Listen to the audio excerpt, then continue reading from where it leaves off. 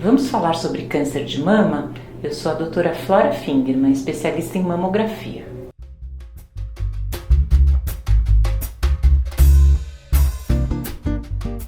O que é o câncer de mama? O câncer de mama, na verdade, hoje nós sabemos que ele não é uma doença só, eles são várias doenças. Então, o câncer, ele é uma multiplicação de células desgovernada. O câncer de mama, ele é uma multiplicação das células da mama sem controle. O corpo acaba não conseguindo controlar essa multiplicação e isso vai dar origem a um tumor. Hoje nós sabemos que existem inúmeros tipos de câncer de mama. Alguns de comportamento menos agressivo, alguns mais agressivo, alguns que demoram muitos anos para crescer, alguns que crescem em 6 meses, alguns que respondem à quimioterapia, alguns que não respondem. Então é importante nós sabermos que o câncer de mama são várias doenças diferentes. Quais são as maneiras de prevenir o câncer de mama? Existem medidas gerais de prevenção do câncer de mama e de outros tipos de câncer, como se manter dentro do peso adequado, não fumar, não usar bebida alcoólica em excesso, fazer exercício físico pelo menos 3 vezes por semana. São medidas gerais para todos os tipos de câncer. Em relação ao câncer de mama, nós sabemos que não existe uma prevenção efetiva. O que nós temos para lutar contra o câncer de mama? É o diagnóstico precoce, ou seja, a mamografia, que é o exame que detecta o câncer de mama no começo, quando ele é curável. Quem deve realizar a mamografia e a partir de quando? Então, nós temos que diferenciar dois grupos de pacientes que vêm para o laboratório fazer mamografia. A primeira é a mamografia de rotina, que todas as mulheres devem fazer a partir dos 40 anos, anualmente, pelo menos até os 70 anos, mas se a paciente estiver bem de saúde, se não tiver nenhuma outra doença, ela continua fazendo mamografia até 80, 90 anos, enquanto estiver bem, continua fazendo mamografia.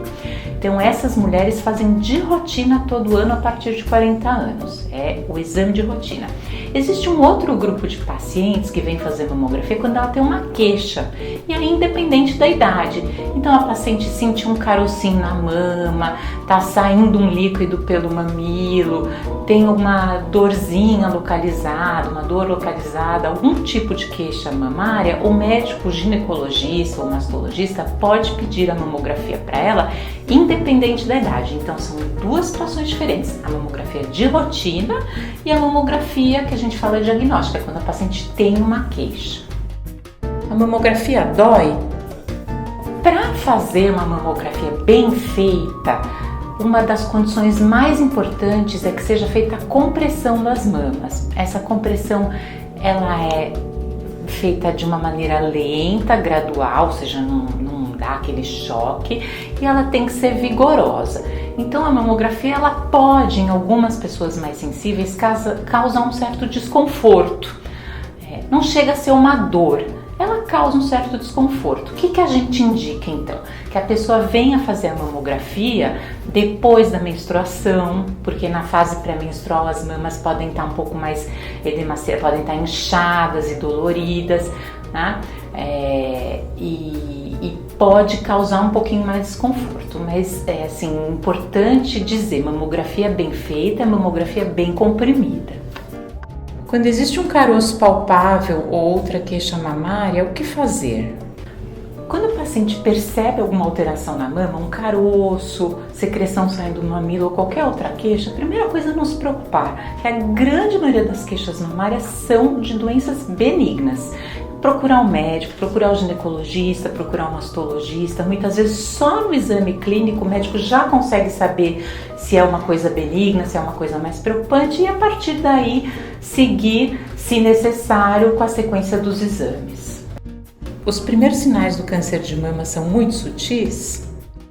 Os primeiros sintomas do câncer de mama, a maioria das pacientes, o que elas sentem? Elas sentem um carocinho, elas mesmas no autoexame palpam um carocinho na mama, algumas veem alguma secreção saindo pelo mamilo, outras sentem um repuxamento, uma dor localizada em um ponto só da mama,